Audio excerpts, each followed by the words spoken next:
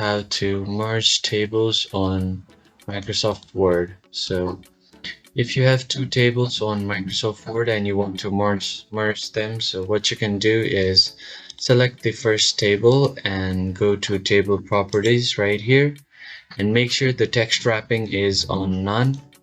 And on the second table, just select the entire table and right click and again go to table properties.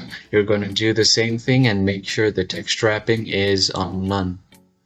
And once you do this, all you have to do is select the second table and just bring it close to the first one and drop it right here.